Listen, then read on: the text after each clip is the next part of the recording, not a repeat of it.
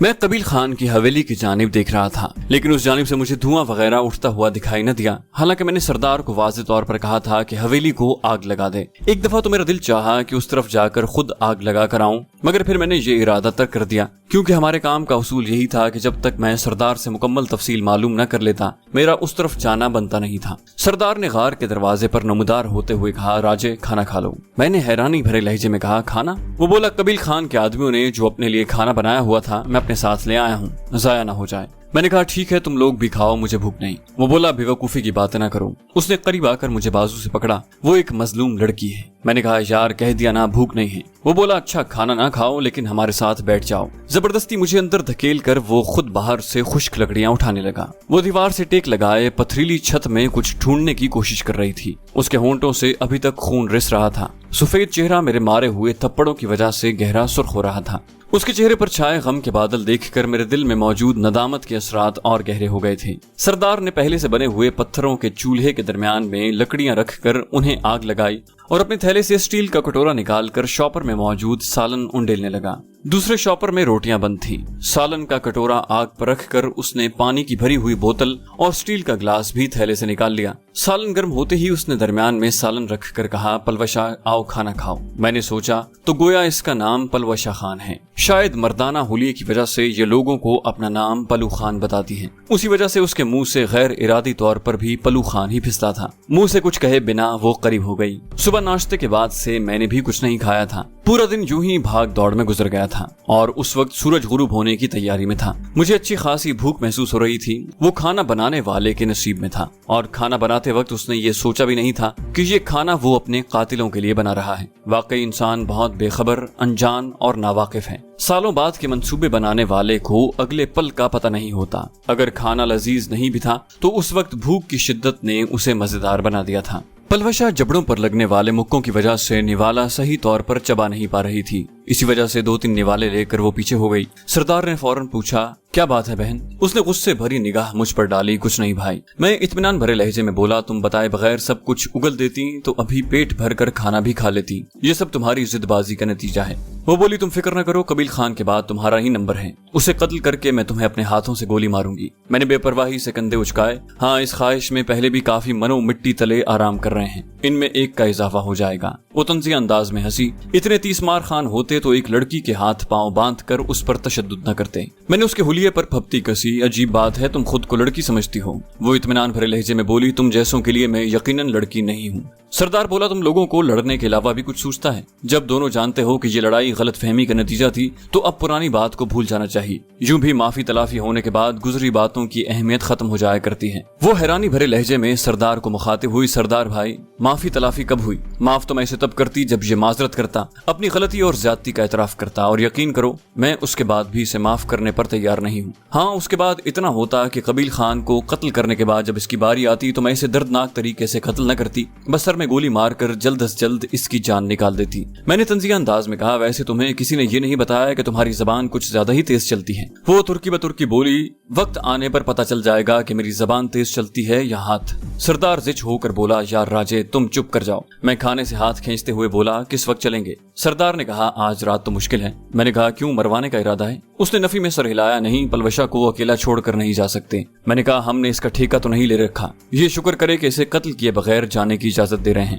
وہ بولی، شکر کرو سردار بھائی کی وجہ سے تمہاری جان عارضی طور پر بچ گئی ہے کہ اب قبیل خان کی موت کے بعد تمہارا نمبر آئے گا۔ سردار پلوشا کی بات پر توجہ دیے بغیر بولا، یہ اکیلی کیسے رہ پائے گی؟ اور یہ بھی تو سوچو کہ اس کی حالت کے ذمہ دار ہم دونوں ہیں۔ میں نے غیظ بھری حیرانی سے پوچھا، تو کیا جب تک یہ ٹھیک نہیں ہو جاتی ہم اس کی تیمارداری کرتے رہیں گے؟ وہ بولی، تمہاری گھٹیا تیمارداری کی مجھے بالکل ضرورت نہیں ہے۔ البتہ سردار نے مجھے بہن کہا ہے اور بہنوں کا خیال بھائیوں کو رکھنا پڑتا ہے۔ اس کی ہر بات اور ہر جملے میں میری ذات سے نفرت کا اظہار بھرا ہوا تھا، لیکن اس کے باوجود نہ جانے کیوں مجھے ایسا محسوس ہو رہا تھا کہ وہ یہ سب دل کی گہرائی سے نہیں کہہ رہی۔ میں نے کہا، سردار خان، میں نے تمہیں کہا تھا کہ حویلی کی ہر اس چیز کو تیلی دکھا دو جو آگ پکڑ سکتی ہے، لیکن تم نے ایسا نہیں کیا۔ اگر یہ کام تم کرتے تو یقیناً اتنی جلدی واپس لوٹ کر نہ آتے۔ شاید اس وقت تک میں اس کی یہ لمبی زبان بھی کاٹ چکا ہوتا اور یہ اس کی گیدڑ بھپکیاں سننے سے بچ جاتا۔ سردار بولا راجا صاحب وہاں ایک تہ خانہ بھی موجود ہے جس میں دنیا جہان کی IEDs اور بارود جمع ہے، ٹائم بم اور مختلف بارودی پھندے بھی پڑے تھے۔ بس میں نے 2 ٹائم بم تہ خانے میں لگا دیے اور دونوں گاڑیوں کے آئل ٹینک کے ساتھ بھی ایک ٹائم بم لگا دیا ہے۔ تمام پر میں نے 24 گھنٹے کا وقت سیٹ کر دیا ہے۔ تہ خانے کے دروازے کے ساتھ میں نے سوئچ نمبر 4 پر مارک 1 لگا دیا ہے کہ اگر کوئی 24 گھنٹوں سے پہلے وہاں آ جائے تو ان ٹائم بموں کو پھٹنے سے نہ روک سکے۔ میں نے ہنستے ہوئے اردو میں کہا، ویسے آپ سے مجھے قطعاً اس عقل مندی کی توقع نہیں تھی تاکہ پلوشا کی سمجھ میں میری بات نہ آ سکے۔ ویسے ممکن تھا کہ وہ اردو جانتی ہو، لیکن اس علاقے کی عمومی خواتین اردو زبان سے نابلد ہیں، اور پلوشا کے بارے میں میرا اندازہ یہی تھا کہ وہ اردو زبان نہیں جانتی۔ میری بات پر اس نے کسی قسم کا تبصرہ نہیں کیا تھا۔ یہ دیکھ کر تو میرا گمان یقین میں بدل گیا تھا، ورنہ سردار کے تسلی دینے اور معذرت کرنے کے بعد سے تو وہ ہر فکرے میں مجھے متون کرنے کی کوشش کر رہی تھی۔ سردار نے بھی جواب دینے کے لیے اردو زبان میں جواب دیا، ہاں میں جانتا ہوں کہ تم کتنے عقل مند ہو۔ اس کا ثبوت ایک بے قصور لڑکی کے زخمی جسم کی صورت میں میری آنکھوں کے سامنے ہے۔ میں نے کہا بہتر ہوگا کہ تم تھوڑی دیر آرام کر لو، اور میں اس وقت کوئی بدمزگی نہیں چاہتا۔ میں اٹھ کر غار سے باہر آ گیا۔ سورج پہاڑی کے پیچھے غائب ہو گیا تھا۔ ملگجے اجالے میں میں نے چاروں طرف نگاہ دوڑائی، لیکن کوئی ایسی حرکت نظر نہ آئی جو مجھے کسی حفاظتی انتظام کی ترغیب دیتی۔ یوں بھی حویلی میں آنے والوں کا دھیان اس طرف نہیں آ سکتا تھا۔ دشمن کس کو نقصان پہنچا کر وہیں بیٹھا نہیں رہتا۔ اندھیرا گہرا ہونے تک میں غار کے باہر ہی پھرتا رہا۔ اس دوران میں نے کافی لکڑیاں اکٹھی کر لی تھی۔ گو موسم خوشگوار تھا، لیکن رات کے 2-3 بجے سردی بڑھ جاتی تھی۔ اس وجہ سے میں نے لکڑی اکٹھی کرنا ضروری سمجھا تھا۔ میں لکڑیاں اندر لے جانے کا سوچ ہی رہا تھا کہ سردار غار کے دہانے پر نمودار ہوا۔ راجا صاحب اگر چائے پینا ہے تو آ جاؤ۔ میں نے اکٹھی کی ہوئی لکڑیوں کے ڈھیر سے آدھی لکڑیاں اٹھا کر کہا، ہاں چائے تو ضرور پیوں گا، تم ذرا لکڑیاں غار کے اندر لے جانے میں میری مدد کرو۔ سردار نے اس بات میں سر ہلاتے ہوئے باقی لکڑیاں اٹھا لی۔ چولہے میں پہلے والی لکڑیاں ابھی تک جل رہی تھیں۔ ان کی روشنی میں مجھے پلوشا سلیپنگ بیگ میں گم نظر آئی۔ یہ مصیبت سو گئی ہے۔ میں سٹیل کے کٹورے سے کپ میں چائے انڈیلنے لگا۔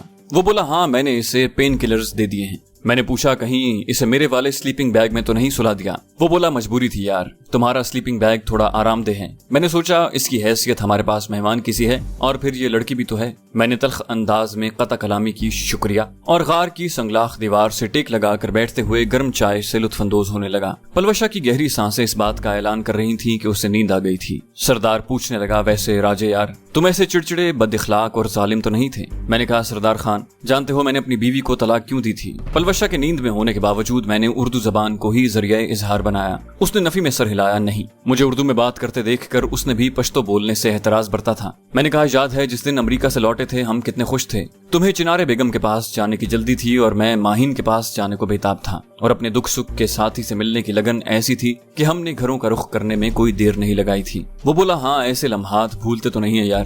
میں نے کہا، سردار، شہر سے میں نے اسپیشل ٹیکسی کروا کر گاؤں کا رخ کیا، اور پھر ابو جان کی نیند خراب نہ کرنے کا خیال سے میں دروازے پر دستک دینے کے بجائے دیوار پھلانگ کر اندر داخل ہوا، اور جب لاتعداد خواہشوں، امنگوں اور محبت سے لبریز دل کے ساتھ اپنی خوابگاہ کے دروازے پر پہنچا تو خوابگاہ کی لائٹ جل رہی تھی اور میری بیوی اکیلی نہیں تھی۔ میری شریک حیات، میری لاڈلی بیوی، مجھ سے محبت کے دعوے دار، ہزاروں وعدے اور قسمیں کھانے والی ایک اور مرد کی آغوش میں پڑی تھی۔ سردار، تم اندازہ کر سکتے ہو کہ اس وقت مجھ پر کیا بیتی ہوگی۔ میری سمجھ میں کچھ نہیں آ رہا تھا کہ کیا کروں۔ اس مرد کو قتل کروں، بیوی کی گردن اتاروں، دونوں کو زندہ زمین میں دفن کر دوں، یا خودکشی کروں۔ لیکن پھر میں نے ان میں سے کوئی کام نہ کیا اور ان دونوں کو اسی وقت گھر سے نکال کر بیوی کو طلاق دے دی۔ جینیفر کے بارے میں تم جانتے ہو کہ آخری دن تک وہ مجھ سے محبت کا ڈرامہ رچاتی رہی۔ کس لیے؟ فقط اس لیے کہ میں ایک اچھا نشانے باز تھا اور اس کے سینئرز کو میری ضرورت تھی۔ یقین مانو اس کے بعد مجھے عورت ذات سے نفرت ہو گئی، گھن آنے لگی اس ذات کی مکاریوں اور چال بازیوں سے۔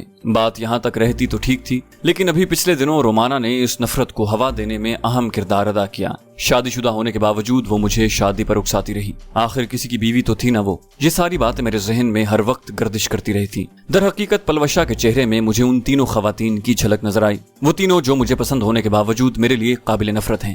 پلوشا ان تینوں سے خوبصورت ہے، اور اتنی خوبصورت لڑکی کا یوں بے راہ رو ہو جانا، قبیل خان جیسے شخص کی داشتہ ہونا میرے لیے اتنا تکلیف دہ اور افسوسناک تھا کہ میں اپنے جذبات پر قابو نہ پا سکا۔ اس نے بھی تو مجھے حقیقت نہیں بتائی، چپ چاپ مار کھاتی رہی۔ بعد میں میرا ندامت ظاہر کرنا یا معذرت کرنا کس کام آتا؟ تم نہیں جانتے اس معصوم لڑکی کو میں نے کس قدر زد و کوب کیا ہے، اس کے پھول سے گالوں پر کتنے تھپڑ مارے ہیں، اس کی ریشمی بالوں کو کس بے دردی سے کھینچا ہے۔ میں ایک لہجے کے لیے رکا اور پھر گہرا سانس لیتے ہوئے گویا ہوا۔ उन तीनों खवातीन का बदला मैंने इसी से लिया है। इस सुलूक की हकदार वो तीनों थी, लेकिन इसका निशाना एक मासूम बन गई जो पहले से कबील खान जैसे गलीस की डसी हुई थी। सरदार ने गमगीन लहजे में कहा, मुझे तुम्हारे दुख का इदराक है राजे। यकीनन एक मर्द के लिए सबसे अफसोसनाक और दुख देने वाली बात उसकी बीवी की बेवफाई होती है। यहाँ तक कि दुनिया भर की औरतों के साथ गलत ताल्लुक रखने वाला मर्द भी इस बात को गवारा नहीं करता कि उसकी बीवी किसी गैर की तरफ इल्तिफात रखे। और मैं ये भी जानता हूँ कि आज तुमने जो कुछ किया जज्बात से मगलूब होकर किया, लेकिन बाद में उस मासूम लड़की की दिलजोई ही सही, उससे माजरत तो कर लेना थी। मैंने कहा, मैं नहीं कर सकता, किसी औरत से भी माजरत नहीं करूंगा। अब तो इस सिन्फ से मुझे नफरत पहले से कई गुना ज्यादा बढ़ गई है। मेरी तरफ से भाड़ में जाए। इसका काम बनता था कि मुझे हकीकत बता देती। मेरी ज़हनी रूह फिर भटक गई थी।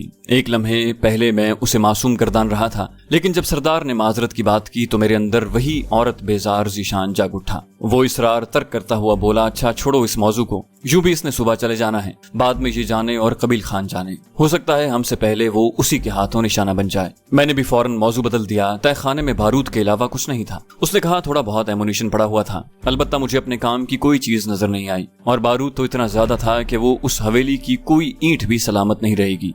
मैंने कहा, अपनी मुंह बोली भाई नुमा बहन को भी अच्छी तरह समझा देना, ये न हो हमसे अलहदा होते ही ये फिर उस हवेली में घुस जाए। सरदार बोला, तुम्हें बताते वक्त वो भी ये तफसील सुन रही थी। मुझे नहीं उम्मीद कि वो ऐसी गलती कर सकती है। मैंने कहा, मुमकिन है वो हमें धोखा दे रही हो। यकीन मानो मैंने तो औरत के ऐसे ऐसे रूप देखे हैं कि अब किसी औरत पर एतबार करने को दिल नहीं चाहता। वो बोला, नहीं, उसकी बातों में हकीकत है। यूं भी ये जिस शीशे को तोड़कर कबील खान की ख्वाबगाह में घुसी है वो मैं देख कर आया हूँ। साफ नजर आ रहा था कि कोई शख्स वो शीशा तोड़कर अंदर दाखिल हुआ है। इसके साथ ये भी तो देखो कि बकौल तुम्हारे जब इसका और तुम्हारा सामना हुआ उस वक्त तुम दोनों एक दूसरे के वजूद से बेखबर थे, तो ऐसी हालत में उसे अपने हाथों में क्लैशनकोफ लेकर घूमने की क्या जरूरत थी। 2 और 2 4 की तरह ये बात वाज़ेह है कि वो खुद तुम्हारी तरह हवेली वालों की दुश्मन थी, और सबसे बढ़कर ये बात कि तुमने उससे कबील खान की जात के मुताल्लिक कोई सवाल किया ही नहीं। मैंने कहा, अच्छा ज्यादा तरफदारी की जरूरत नहीं, मुझे यकीन आ गया है कि वो तुम्हारी मुंह बोली बहन है। अब जाओ आराम करो, मुझे भी नींद आ रही है। वो उठकर अपने थैले से स्लीपिंग बैग निकालने लगा। ठीक है यार, जब नींद आने लगे तो मुझे जगा देना। सरदार लेटने के चंद लम्हों बाद ही सो गया। दिन भर की भाग दौड़ के बावजूद नींद मेरी आंखों से कोसों दूर थी। बैठे हुए न जाने कौन कौन से ख्यालात मेरे दिमाग में गर्दिश कर रहे थे। माहीन की बेवफाई, जेनिफर का दोगलापन, रोमाना की बेवकूफी, अब्बू जान की बहू और बच्चे की ख्वाहिश, फुप्पो जान, अपने मौजूदा हालात, अपनी जान की कुर्बानी देकर मुझे बचाने वाला उस्ताद सादिक, मुझे स्नाइपर और हथियारों की समझबूझ अता करने वाला राव तसव्वुर उस्ताद उमर दराज, अपना यार उवैस, और फिर अजीबो गरीब किरदार की मालिक पलवशा। मैं इन्हीं ख्यालात में खोया रहा, यहाँ तक कि फजाओं का सीना चीरती हुई अजान की पुरनूर आवाज मेरे कानों में पहुंची। गर्म चादर अपने बदन के गिर्द लपेटता हुआ मैं गार से बाहर निकल आया। पानी की 4 खाली बोतलें भी मैंने हाथ में पकड़ ली थी। 600-700 गज के फासले पर चश्मा मौजूद था। ठंडे पानी से वुजू करके मैंने बोतलें भरी और गार में वापस लौट आया। आग कब की बुझ चुकी थी। सरदार के लेटने के बाद मैंने आग जलाने की जरूरत महसूस नहीं की थी। उस वक्त अच्छी खासी खुनकी महसूस हो रही थी। चूल्हे में लकड़ियां रख कर मैंने लाइटर से आग जलाई और चादर बिछाकर नमाज अदा करने लगा। नमाज भी अजीब शान वाली इबादत है। लगता है इंसान ने अपने रब से मुलाकात कर ली हो। सारी दुनिया से अपने दुख दर्द छुपाने वाला इंसान अपना एक एक गम, कमी, परेशानी अपने रब की बारगाह में बयान करते हुए कोई झिझक महसूस नहीं करता। मैंने भी दुआ के लिए हाथ उठाते हुए अपनी सारी परेशानियां, सारे दुख, मुसीबतें अपने मालिक के हुजूर रख दी। चादर झाड़कर मैंने थैले पर रखी और चाय बनाने लगा। उसी वक्त सरदार की नींद से बोझल आवाज मेरे कानों में पड़ी, क्या टाइम हुआ है? मैंने कहा, अगर कोशिश करो तो नमाज पढ़ सकते हो। स्लीपिंग बैग की जंजीर खोलकर वो बाहर आया। मुझे जगाया क्यों नहीं? मैंने कहा, नींद नहीं आ रही थी। वो बोला, अच्छा मैं नमाज पढ़ लूं, और वो गार से निकल गया। उसकी वापसी तक मैं चाय बनाकर पी भी चुका था। वो नमाज चश्मे के किनारे ही पढ़कर लौटा था। अपने लिए गिलास में चाय डालकर उसने थैले से बिस्किट निकाले और नाश्ता करने लगा। अब क्या इरादा है? बिस्किट को दांतों से काटकर उसने चाय का बड़ा सा घूंट लिया। मैंने कहा, चाय पी कर निकलते हैं ताकि धमाके होने के बाद हम इस इलाके से काफी दूर जा चुके हों। उसने कहा, ठीक है, और उसने सोई हुई पलवशा को आवाज दी, पलवशे।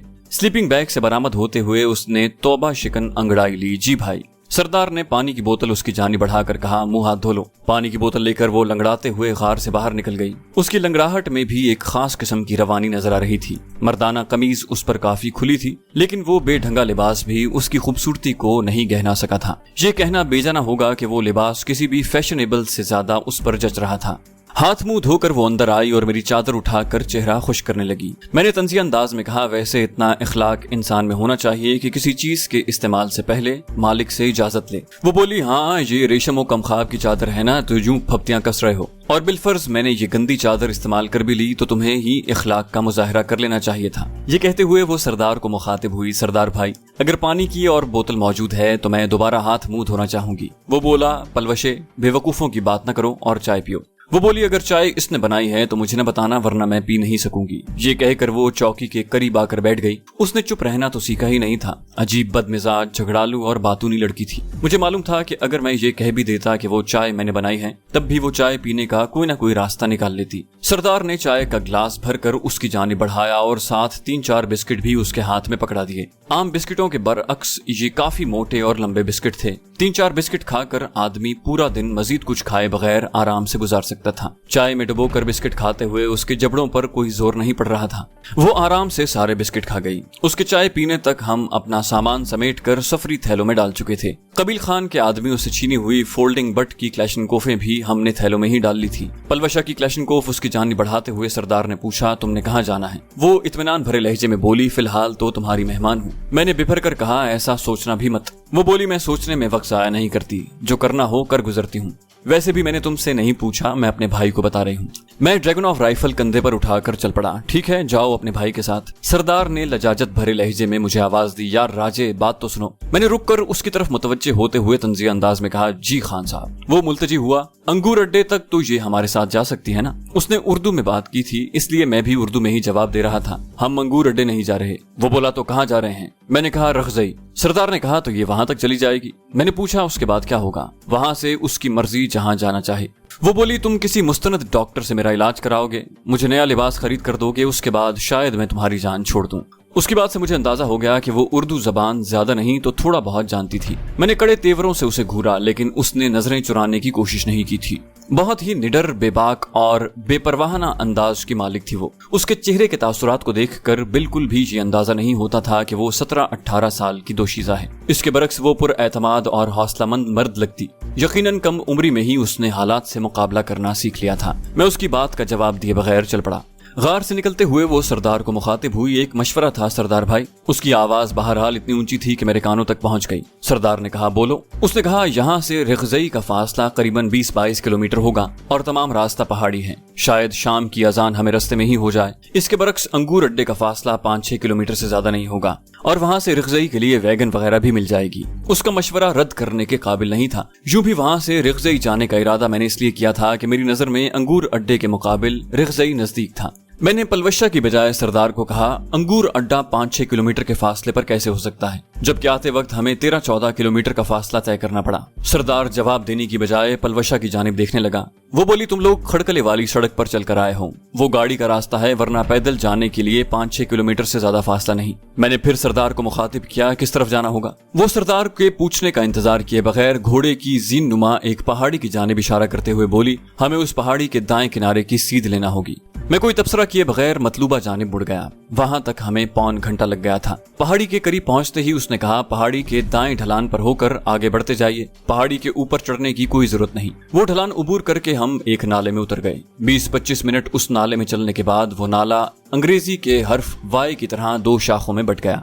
नाले के संगम पर मुझे रुकते देखकर उसने बाआवाज़ बुलंद पुकारा, बाएं जानिब। उस वक्त सरदार मेरे साथ चल रहा था। वो हमसे चंद कदम पीछे चलते हुए शायद कुछ गुनगुना रही थी। हम जूं ही बाएं जानिब मुड़े, उसने दोबारा आवाज दी, सरदार भाई। सरदार के साथ बेख्तियार मैं भी मुड़कर उसकी जानिब देखने लगा। उसने शहादत की उंगली उठाते हुए कहा, मुझे 2-3 मिनट लगेंगे। ये कहते हुए वो एक पत्थर की चट्टान के पीछे गायब हो गई। हम चंद कदम आगे चलकर 2 साफ पत्थरों पर बैठ गए। सरदार ने मौजूए गुफ्तगू तब्दील किया, राजे एक बात कहूं, इससे पहले हम डी ब्लॉक जाकर वहां से बैरेट M107 को लाने की बात कर रहे थे। हमें उम्मीद थी कि मेजर औरंगजेब ने अब तक उसका एमुनिशन मंगवा लिया होगा। मैंने मुंह बनाते हुए कहा, मेरे ना कहने से तुमने कौन सा बाज आना है? वो बोला, मुझे लगता है पलवशा तुम्हारी जात में खासी दिलचस्पी ले रही है। मैंने कहा, खान साहब, पहली बात ये तुम्हारा ज़हनी खिलजान है, और दूसरा इसके बाद मैं तुम्हारे मुंह से इस मौजू पर कोई गुफ्तगू न सुनूं। सरदार को मेरी बात खासी महसूस हुई थी। बोला, इसमें मिर्चें चबाने की क्या जरूरत है? मैंने ये तो नहीं कहा कि उसे अपना लो। मैंने कहा औरत जात मेरे लिए कितनी काबिल नफरत है, इसका अंदाजा तुम्हें अब तक नहीं हुआ।